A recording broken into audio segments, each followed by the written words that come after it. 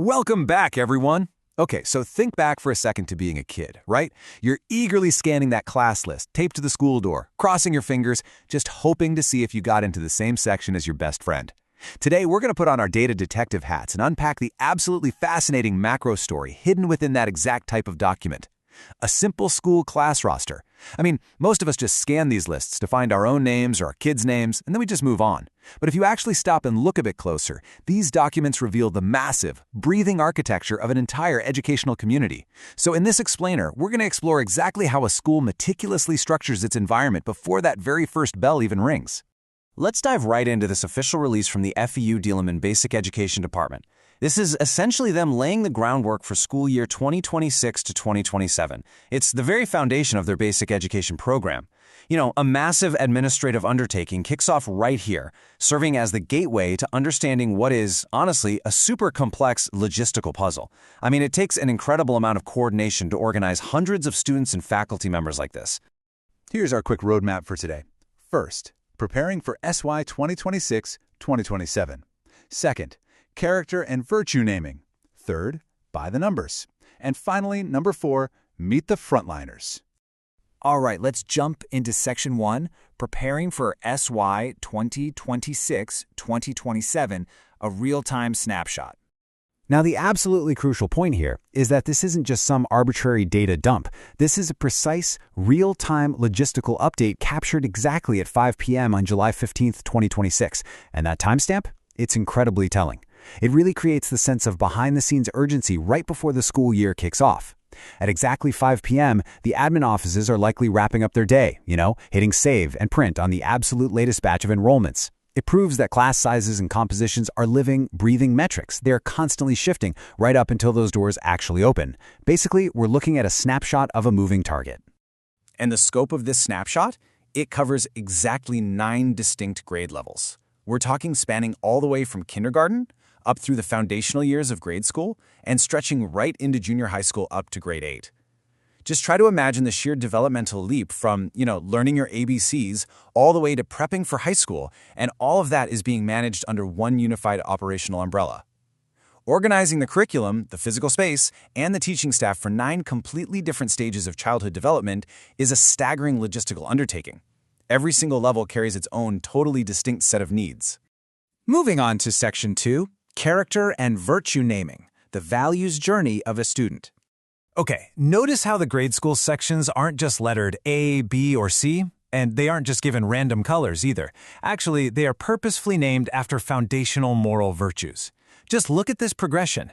We start out in kindergarten with honesty, which establishes that absolute baseline of truth. Then, moving into grade 1, we see fortitude and forbearance. By grade 4, it's diligence and discipline, and by the time they hit grade 6, students are grouped under love and loyalty.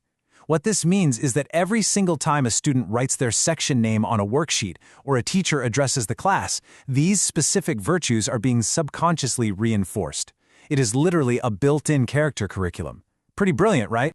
And this perfectly illustrates what we can call the values journey. Because as students transition from grade school into junior high, the whole naming convention pivots dramatically. On the left side here, the grade school focuses on those foundational interpersonal morals, like love, loyalty, and honesty. But on the right side, once they hit grade 7, the sections are named innovative, imaginative, impeccable, and inspiring. Then in grade 8, mindful. The data itself is showing us the psychological roadmap the school has laid out for its students. They're actively shifting the focus from basic moral grounding to these dynamic, forward-thinking intellectual traits that are absolutely crucial for adolescent development and future leadership. All right, on to Section 3, by the numbers, visualizing the student body. Extracting the demographics for a quick comparison reveals a really delicate administrative dance. Grade 4 diligence sits comfortably at 28 total students. That's 15 male and 13 female, while grade 5 industrious is slightly larger at 32 students. Maintaining this balanced male-to-female ratio is super important because it ensures that classroom dynamics remain engaging and equitable for all the students involved. But hidden in the data is this fascinating extreme. The number 37 represents the exact number of students in grade 4 discipline, which actually makes it the largest single class size noted in this specific update. And you've got to appreciate the irony here. It takes an incredible amount of, well, highly capable classroom management to wrangle 37 9-year-olds in a section literally named discipline, right? But jokes aside, it highlights the very real, practical realities of school enrollment. Some sections inevitably swell, and that requires absolute expertise at the front of that classroom. Which brings us to Section 4, Meet the Frontliners, the dedicated educators of FEU Diliman. Distilling the raw data gives us this clean directory of the frontliners. We've got educators like Miss Eunice May T. Duran stationed in room H114, Mr. Jericho M. Rigolario in H106, and Mr. Carl Bernard N. Roldan taking on the junior high students up in room H301. By assigning specific names to specific physical rooms, this document transforms from a mere list of students into an actual map of mentorship. These are the individuals who are actively preparing these physical spaces right now. You know, they're arranging desks, they're putting up bulletin boards, and they're preparing to guide their assigned students through that exact values journey we talked about just a minute ago. Across the entirety of this roster, there are well over 15 dedicated sections, spanning from kinder all the way through grade 8, and all of them are meticulously organized before the opening bell even rings. It's a really powerful reminder. Behind every massive dataset, behind every spreadsheet and timestamp, there are real educators systematically organizing their classrooms to welcome their students. The data is just the blueprint, but these advisors, they're the ones who actually build the community. So, I'm going to leave you with this provocative thought to ponder.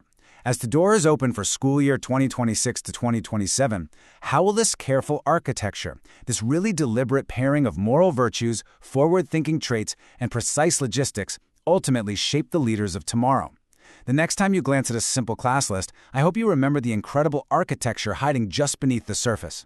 Thanks so much for joining me for this explainer, and as always, keep learning.